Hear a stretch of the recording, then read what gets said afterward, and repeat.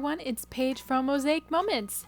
In this video, I am showing a full layout tutorial and a demo of the full circle die. So before I introduce the die, don't forget to subscribe to our channel to be informed on all upcoming videos. Alright, today I am doing a demo with the full circle die, which is this one right here, and it's great for highlighting photographs, so I will definitely be using it as a fun frame today. And I also want to introduce real quick, these two snowflake dies are from the Mr. Snow and Flakes set.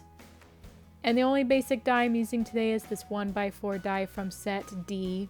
And the grid paper in the background is from our Renaissance collection. So you can get all these items on our site, snapandcrop.com. Alright, so let's get started with the tutorial. Alright, I'm starting off today with the full circle die itself, which I know I don't always start with the main die in my videos, but today I am. So I just rolled it into the machine, and I'm taking all the little pieces out. I'm going to be cutting with this die 4 times for my page today. It got stuck in the die, so I used my handy tweezers to pull it out, and there it is, pretty easy to use. And the nice thing about this die is it is thick instead of thin, so it won't tear so easily or bend. Alright, next I'm going to cut my photo with the center part. It's really close to the edge of my photograph. I'm just checking to make sure it'll cut through. So I placed washi tape on the die to make sure it doesn't shift. In case you're wondering, I switched plates. I am using a crease pad for my photos, and so I cut that piece. So the crease pad, it is sold separately from the Sizzix dies, or the Sizzix die machines, but I like using it for my photographs because it has a smooth edge rather than that embossed edge some of you don't like. So it's really handy for photographs, and I have been using it a lot in my videos lately, and I'm really happy with the results of the crease pad with the Sizzix die machines. Alright, that was my last photo, so I'm now gonna stick it on to the page. This is the Herma Dotto Dispenser, and I'm just gonna glue around. I always glue around the corners and along the edges as much as I can. And as I said earlier, this is a thicker die cut, which is really nice. It's really easy to add the glue. It's not going to bend or rip as easily as some of our other die cuts. So that's part of what makes this frame die so great, is it is thicker. Now I'm going to place my photo in, which is super easy. I just put the glue on the back and stick it right in the center, and it fits right in. So super easy step. Now I'm going to cut my little filler pieces. So for all the corners, I am going to be filling them in with this photo. So the thing about 4x6 photos is they're not big enough to create a full frame with the 4x6 photograph, but the photograph is just big enough that you can cut all the little filler pieces at the same time. But you may want to use washi tape in case your photo shifts because it just fits. But it's nice that it fits so that you don't have to print more than one photograph for those little pieces. So anyway, I just rolled it through the machine, and it doesn't look cut, but it is cut all the way. So you'll see my next steps in a moment for that. Now I'm going to cut these other little filler pieces with pattern paper, and I just cut enough to fill in the spaces. If you're like me, you like to save on paper. Now that it's cut, I just got to poke them out of their little spaces, and it's all finished. Super easy. Alright, so now I'm going to glue down my corner pieces. I kept them stuck together really because I didn't want to lose them so easily. So that's one trick with photographs. The little pieces don't just fall apart, they stick together, but it's really nice so that way you can easily glue it without losing your pieces. All right, I got the last corner on, and now I need to place in my pattern paper.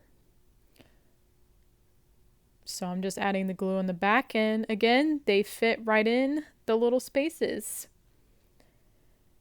Just a quick thing, if you are using pattern paper, when you cut it through the machine, make sure that the pattern all goes the right direction, unless you want it mixed up. But if you want your pattern to all look the same, pay close attention when you're cutting it through the machine to make sure you're cutting it in the right direction. All right, now I'm placing the rest of my frames on the grid paper. And the grid paper is handy to keep all of these things straight. And the repositional glue, see here, I had to readjust because I didn't get it quite straight the first time. So that repositional glue helps you do that if you happen to mess up a little bit or you want to move the photos around. Now I'm adding in the corners with my photo here. And you can see in the center, it kind of has a neat little circle design there as well. That's what I love about so you can use the full circle die by itself as like a focal point, but in this case I use 4 of them, and so it makes a really cool design on the page.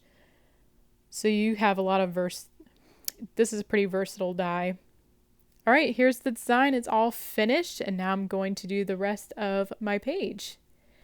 This is the 1x4 die from set D, and I'm using a magnetic plate, and sometimes it gives you a little bit of trouble, so I had to readjust there.